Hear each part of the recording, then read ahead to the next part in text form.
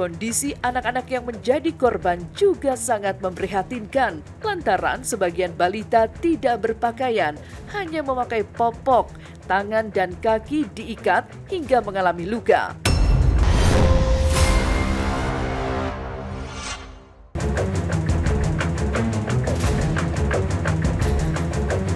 Tidak hanya peristiwa kecelakaan dua kereta bertabrakan di Bekasi Timur, warga Yogyakarta, khususnya Umbul Harjo, dihebohkan oleh dugaan penyiksaan anak di penitipan anak-anak daycare Little Aresya.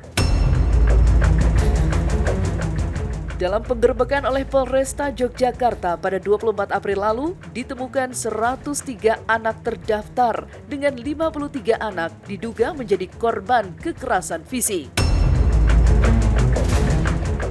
Mirisnya, korban mayoritas berusia di bawah 2 tahun, bahkan ada yang masih di bawah 3 bulan.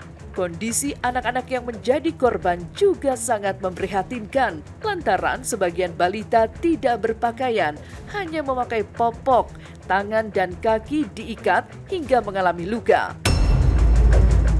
Mereka juga ditempatkan di kamar sempit berukuran 3 x 3 meter yang diisi sekitar 20 anak tanpa AC, hanya menggunakan kipas angin. Hingga kini, polisi telah mengamankan 30 orang untuk diperiksa, dengan 13 orang telah ditetapkan sebagai tersangka. Termasuk kepala yayasan, kepala sekolah, dan 11 pengasuh. Mereka dijerat pasal berlapis terkait perlindungan anak.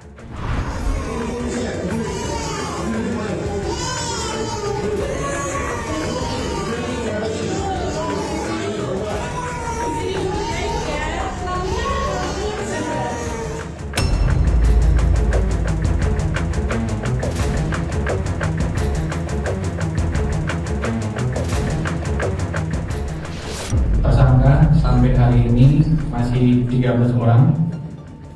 Yang pertama itu inisial DK, ketua yayasan. Yang kedua inisial AP, kepala sekolah. Pasal yang disangkakan tentang dugaan tindak pidana kekerasan terhadap anak. Selama ini saya pikir daycare ini hanya diperlakukan sebagai lahan bisnis ya, yang daycare ilegal menurut saya, yang berkedok kasih sayang. Untuk pelaku-pelaku diberikan hukuman yang maksimal.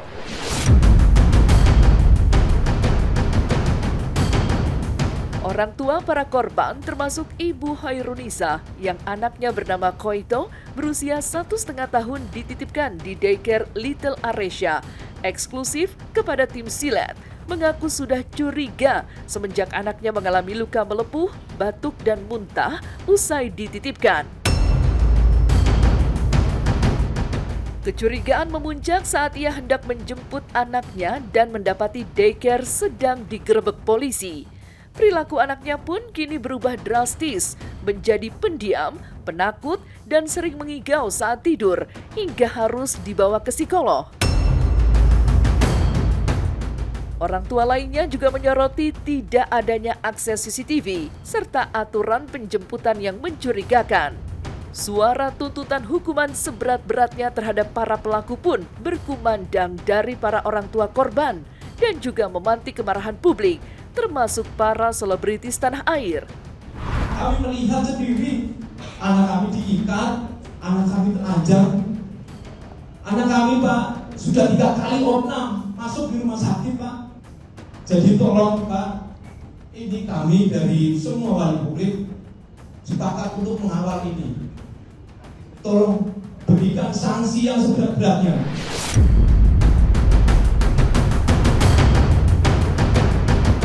Itu baru jalan 3 minggu, terus banyak kejadian-kejadian dari hari minggu pertama di sana udah tangannya sakit, kena infeksi, melepuh, kayak airnya itu.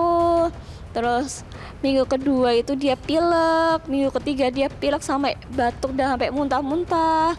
Iya, terus juga kelihatan dari perubahan sikapnya dia, pendiam, kayak takut kalau ngeliat orang. Terus kalau tidur di kasur nggak maunya di lantai. Itu ngerasa sedih banget akunya di situ. Iya, terus sampai dia tidur tuh masih gigau kayak orang diikat kakinya. Aku bener-bener sedih banget, shock. Tiap malam aku nangis sendiri. Nah, yuk sembuh, kita balik lagi yuk. Aku selalu lagi gituin dia, nangis dia dan sebagainya gitu. Kejadian menyakitkan anak tentu akan menimbulkan trauma pada seseorang. Nah, apakah ini bisa selesai? Apakah ini bisa recovery? Tentunya dengan proses waktu. Salah satunya adalah kita harus memberikan ruang aman buat anak, dan kita juga harus memberikan bentuk kasih sayang. Eksistensi kita ada untuk mendampingi anak. Bukan gregetan lagi, udah yang kok teganya gitu loh. Kok tega? Pasti perempuan kan? Dia kan akan melahirkan, ya harus setimpal. Kalau aku seorang ibu harus setimpal ya dengan perbuatannya, karena untuk efek jerah gitu kan, jerah karena ini anak kecil loh. Ini anak kecil aku lihat nggak tega.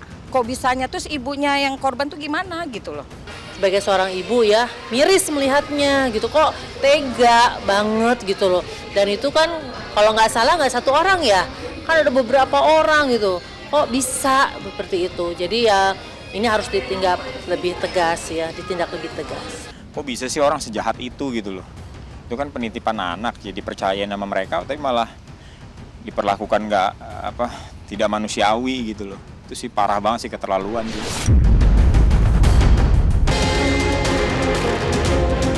Pemirsa Silet, pernikahan El Rumi dan Siva Haju rupanya terlalu romantis untuk berlalu begitu saja.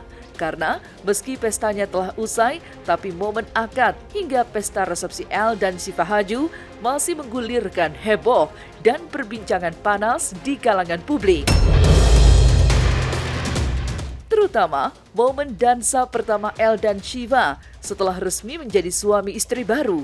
Di momen dansa yang romantis itu, El dan Siva tidak hanya berhasil memukau para tamu, tapi juga mampu membuat publik terkejut berhari-hari. Ya, karena El berhasil menyatukan kedua orang tuanya serta sang mertua untuk ikut dansa bersama di panggung diiringi nyanyian Brian McKnight. Yang sontak saja menciptakan pemandangan langka karena untuk pertama kalinya ketiga pasangan orang tua El dan Siva Haju itu terlihat berdansa dengan kemesraan masing-masing. Namun, yang terlihat paling mencolok adalah Maya Estianty yang penampilannya awet cantik tapi penuh kasih sayang harmonis dengan Irwan Dhani Musri. Sampai-sampai meski ketiga orang tua El sama-sama botak plontos, hanya Maya yang mengusap kepala Irwan sang suami dengan tisu untuk menghapus keringat. Lantas seperti apa ungkapan kebahagiaan bertubi-tubi yang dirasakan Maya saat ditemui tadi malam selepas menjadi juri Indonesian Idol? Kau jadi